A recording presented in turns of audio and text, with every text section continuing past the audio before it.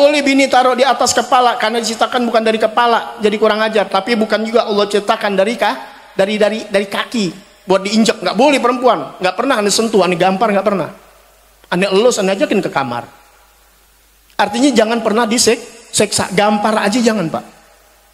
Tapi diciptakan dari rusuk untuk dilindungi, diayomi, diajarin agama. Mengucapkan kepada guru kita Mukarram Al-Habib Faisal bin Aqil Al-Haddad.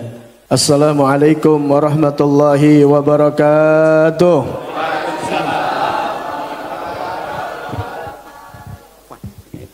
Bismillah walhamdulillah. Wassalatu wassalamu ala Rasulillah Sayyidina wa Nabina Muhammad ibn Abdullah wa ala alihi wa sahbihi wa man walah. Wala hawla wala quwata illa billah. Para hadirin hadirat yang berbahagia, wabil khusus kepada para kiai, para muallimin, para imam masjid, para DKM masjid, wabil khusus segenap panitia peringatan Maulid Nabi besar Muhammad sallallahu alaihi wasallam.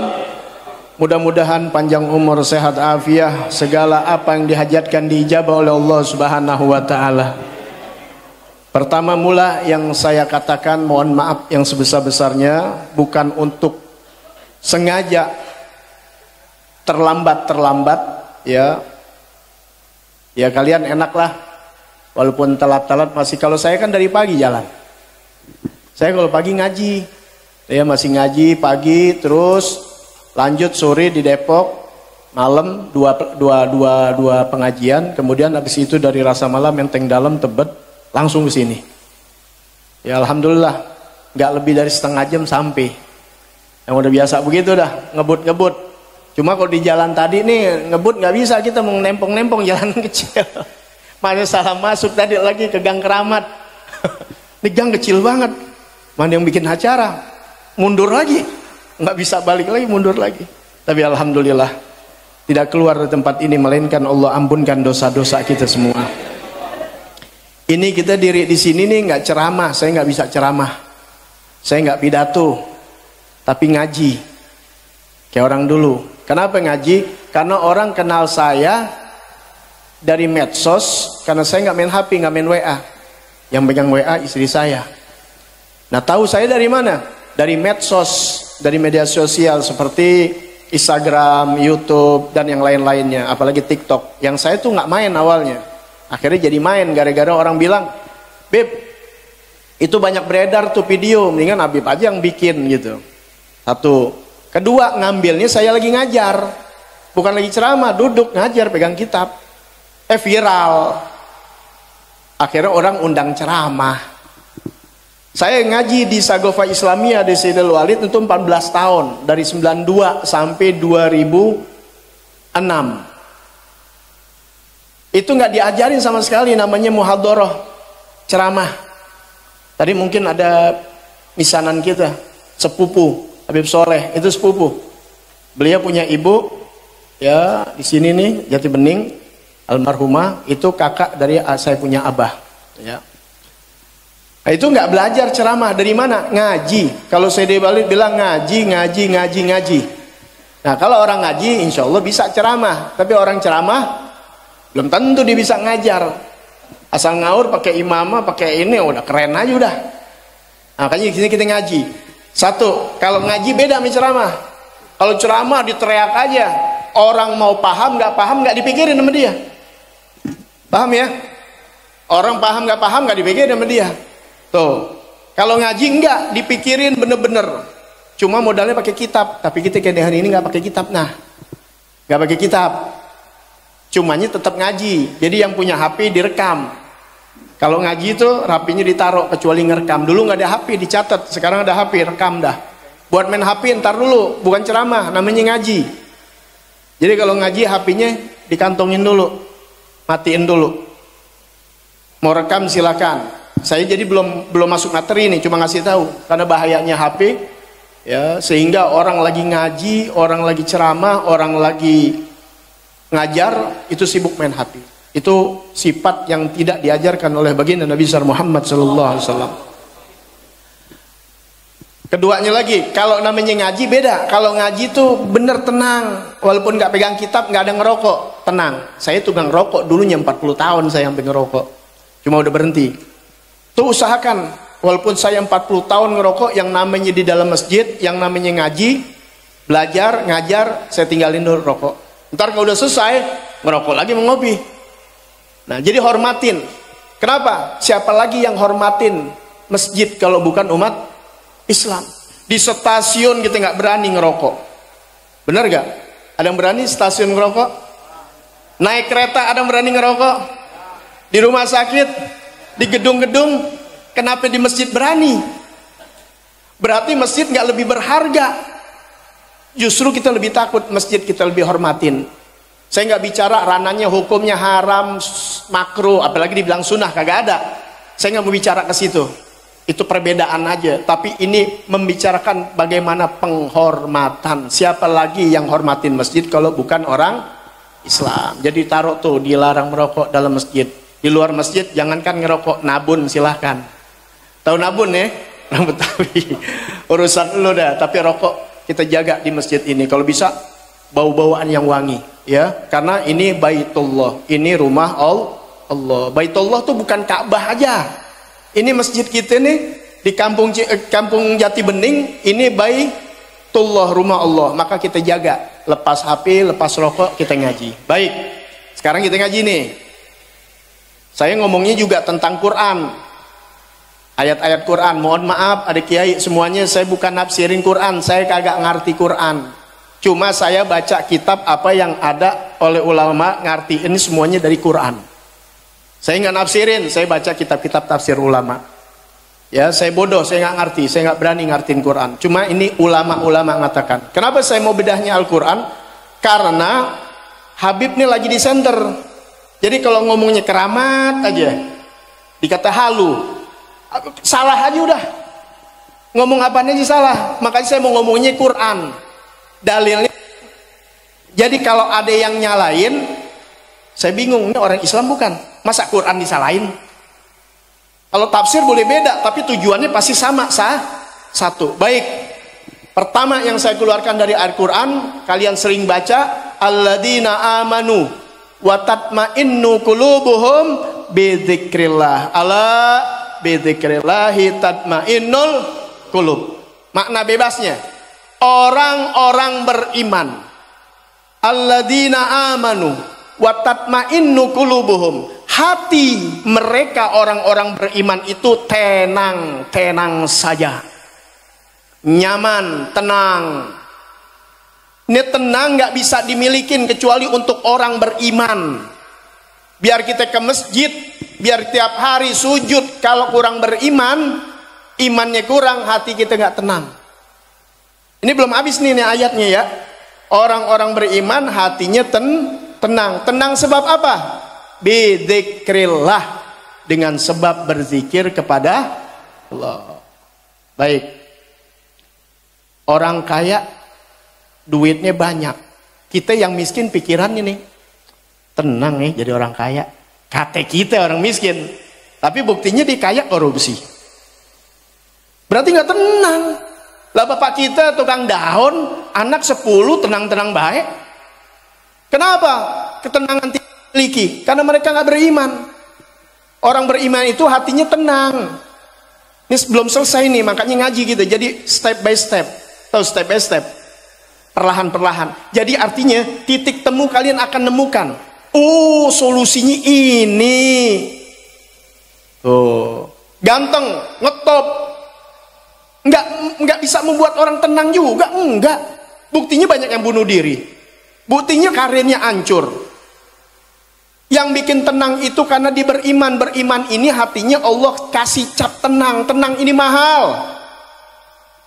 Perempuan kalau hatinya tenang, jodoh di tangan Allah Ta'ala. Nggak pakai main TikTok di filter. Mukanya putih, tengkuk hitam. Makanya dapat perempuan jangan dari TikTok, banyak kecewanya. Oh iya, enakan Betawi dulu, APAD-nya, bener gak? Nggak ada skincare-nya, nggak ada orang Betawi dulu. Di kampung-kampung kagak ada, asli. Ngedennya aja cakep. Wah, itu yang kita cari. Kalau ngedennya aja udah cakep, udah dah. Nguapnya cakep, bangun tidur cakep. Nah, jari perempuan yang bangun tidur cakep. Jadi kalau di perempuan bangun tidur cakep tuh yang kita kawinin begitu. Ini bercandanya begitu.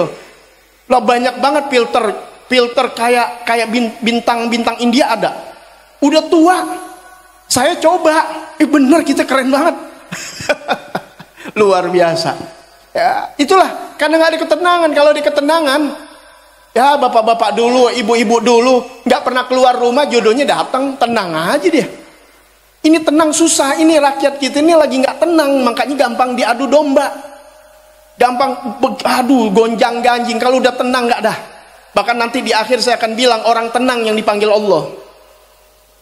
Makanya rentetannya ini dulu, orang-orang beriman hati mereka tenang. Tenangnya sebab apa?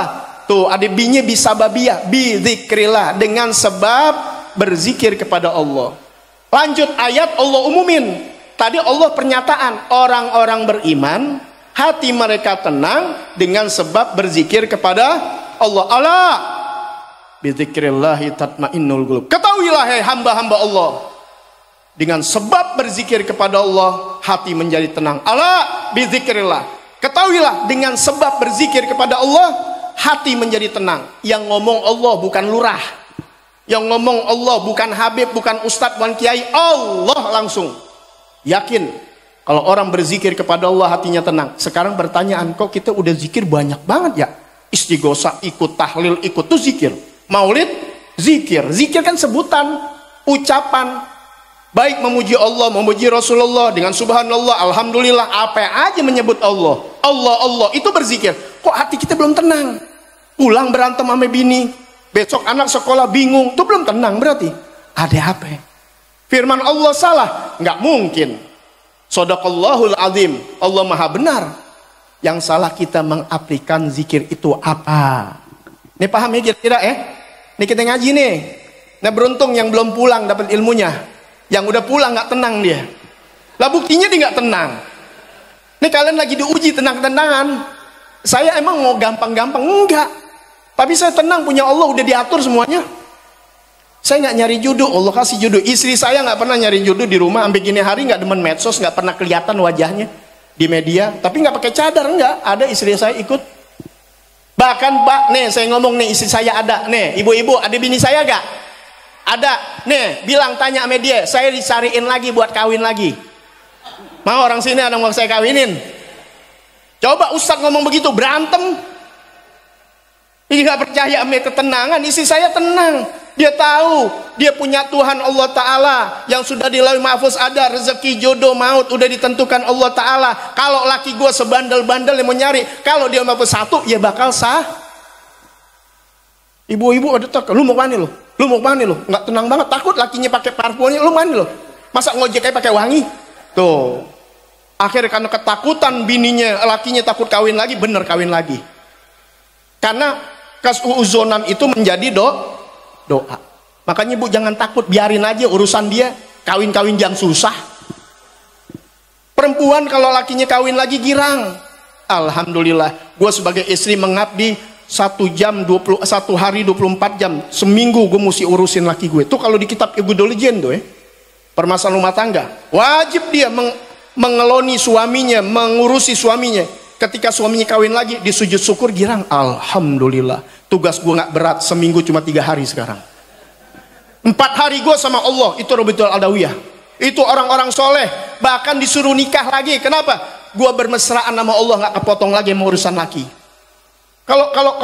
Kalau lakinya gak kemana-mana, gak bisa Pak. Dia lagi tahajud, lakinya pulang, tinggalin pakaian tahajud, temuin laki, cium tangan, abang mau apa? Tuh bener kita begitu.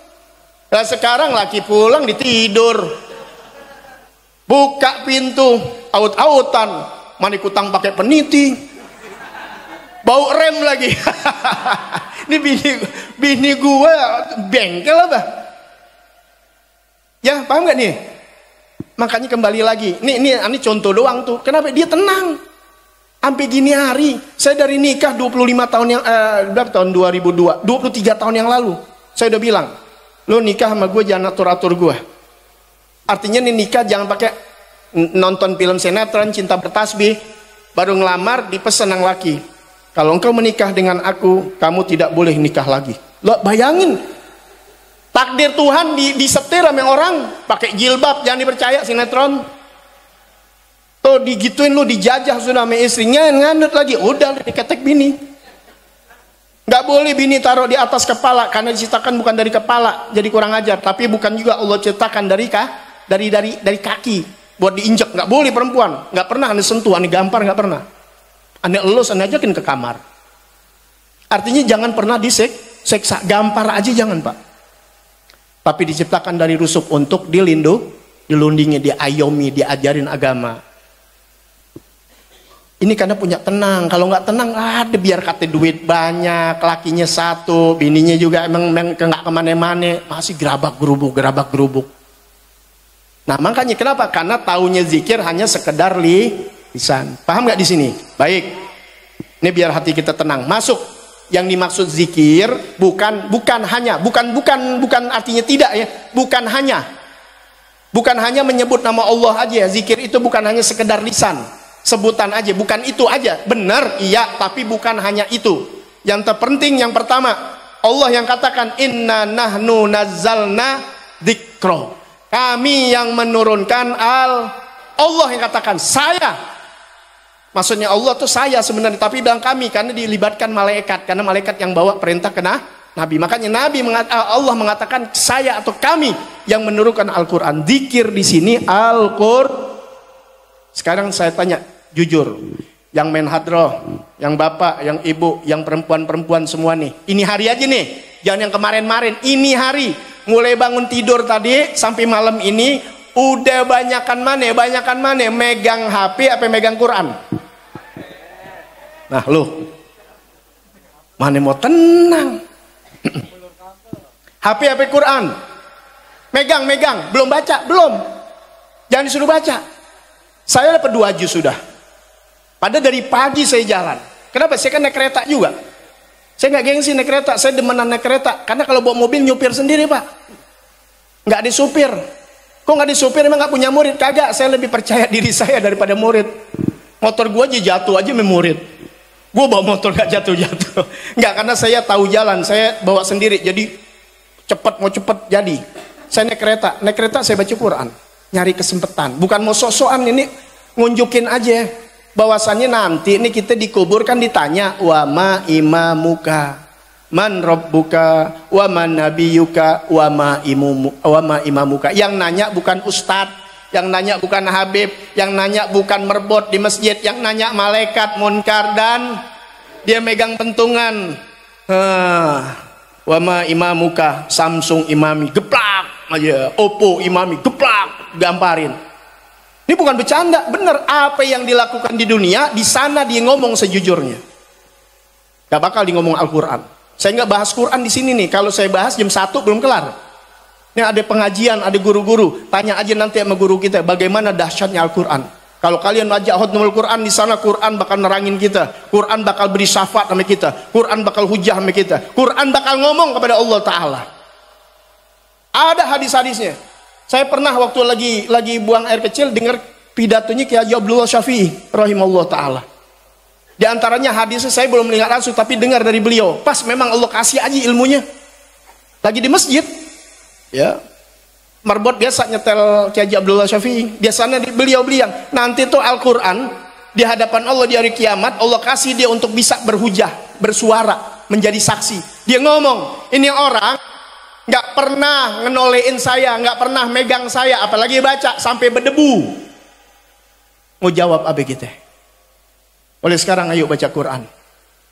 Quran tuh yang bakal nolong kita, bukan HP. Udah boleh megang HP, tapi jangan HP jadi apa namanya tuh? Jadi narkoba. Apa aja kapan aja megang HP. Depan orang tua, depan guru lagi ngobrol, yang jauh jadi dekat, yang dekat jadi jauh. Baik, yang kedua biar singkat. Ini karena perutnya udah pada lapar. Sama sama kita. Ya, alju la yurham. Orang kalau udah lapar nggak dikasih sayangnya. Yang ada Habib bisa dipukulin orang. Yang kedua, inna sholata agimi sholah li zikri. Dirikanlah sholat untuk mengingat aku. Yang dimaksud zikir adalah sholat. Sholat yang benar. Inna sholata tanha anil fahsya'i wal munkar. Sesungguhnya sholat mencegah dari perbuatan keji dan Orang kalau sholatnya benar, bakal dijaga ame sholat. Allah yang katakan, inna sholata, pakai taukid, sesungguhnya sholat itu. Tanha, fi'il mudhari, pakai domirta. Iya, larinya kemana nih? Fa'ilnya si sholat. Sholat itu yang mencegah orang tersebut dari perbuatan keji dan munkar. Jadi ibaratnya begini, kata Allah, sholat itu ruh. Kita sholat tuh jadi amal ibadah. Allah perintahkan amal ibadah yang namanya sholat, jagain orang ini dari perbuatan keji dan munkar. Ini kalau sholat kita benar nih, namanya kita kan manusia biasa, iman kadang naik, kadang tuh, tapi dijaga sama Allah. Lihat motor, ada kuncinya nih. Ya, orang udah kagak nih ya, kunci. Pikir itu, apalagi di rumah lagi beban nih, bini bunting 9 bulan belum ada duit, rumahnya bocor, kontrakan 4 bulan belum bayar, anak 2 belum bayaran nih, mau ulangan. Pokoknya lagi terdesak dengan duit. Ada motor. Kejahatan bukan karena pelakunya berbuat jahat. Emang bukan orang jahat, banyak orang baik. Perbuatan itu tersebut karena ada kesempatan dan ada sebab terdesak dengan keuangan. Tapi akhirnya astagfirullah, nggak jadi. Berapa banyak Pak kita akuin diri kita. Ada perempuan nih, kayaknya udah mau nih. Kayak Nabi Yusuf dipeluk. Wah, kalau kita peluk. Itu ditarik begitu ke Nabi Yusuf kan belakangnya dijambret sama Zulaikha, dijambret. Kalau kita dijambret, kita tarik dia. Saya kan main silat juga Pak, kita tarik dia. Set. Bayangin coba, luar biasa ya. Ini pertolongan Allah sebab sholat. Jadi yakinin kalau orang bener sholatnya jadi pejabat, nggak bakal korupsi. Kita nggak bakal jadi tukang bohong, nggak bakal berbuat keji dan mungkar, nggak bakal bukan kejahatan. Sholat kalau bener. Saya nggak bahas terlalu panjang tentang sholat. Nanti kita belajar tentang sholat di Isra Mi'raj. Yang ketiga, fas'alu ahla dzikri in kuntum la ta'lamun. Tanya ulama kalau nggak ngerti ilmu. Duduk di majlis duduk sama kiai-kiai, duduk sama ulama, duduk sama ustadz, duduk sama orang-orang yang baik. Duduk sama mereka, sama ulama, sholat yang benar pakai ilmunya, kemudian baca Quran dengan cara yang benar. Tanya sama ulama. Tuh, makna zikir, di situ baru deh kita banyak selawat, banyak zikir-zikir seperti ratib, wirdul latib, yasin dan sebagainya seperti orang-orang dulu. Dekat sama ulama, sholat dijaga yang benar, apalagi bisa berjamaah, sholatnya benar, insya Allah hati kita tenang. Amin ya robbal. Nah kalau udah tenang, yang saya bilang tadi di awal, bakal dipanggil Allah untuk pulang. Kan kita ini masih belayar di sini nih, lagi berjalan-jalan, paham nggak? Kita sedang berlayar nih. Jadi musafir, ntar pulang, inna lillahi wa inna ilaihi, telah berpulang ke rahmatullah. Dengar gak kalau di masjid? Makanya apa? Ya ayyatuhan nafsul mutmainnah, irji'i ila rabbiki radiyatan. Yang jiwanya tenang, yang jiwanya tenang, pulang, irji'i. Nafsunya yang mutmainnah suruh pulang. Orang kalau tenang enak pulang, tenang. Coba yang Badr. Kalau dipulangin sama Allah Ta'ala suruh masuk, irji'i ila rabbiki radiyatan mardiyah fadhuli fi ibad wadhuli jannati. Masuk sini hamba-hambaku yang soleh, para nabi, para aulia, para soleh. Yuk yang jiwa tenang, mudah-mudahan kita termasuk jiwa yang tenang, diajak sama Allah Ta'ala kembali ngumpul sama Nabi Muhammad, pada wali-wali, para sahabat, semua orang-orang soleh, termasuk bapak-bapak kita yang dulu ngumpul bareng masuk surga bersama baginda Nabi besar Muhammad sallallahu alaihi wasallam. Itu aja yang bisa saya sampaikan. Mohon maaf, mohon ridhonya ya, saya perbuatan begini bukan guru saya mengajarkan untuk tidak, ini mungkin kesalahan saya, jadi mohon maaf ridhonya ya. Mudah-mudahan jadi manfaat kita semuanya, tidak keluar dari tempat ini melainkan Allah ampunkan dosa-dosa kita. Afwan minkum, wassalamualaikum warahmatullahi wabarakatuh.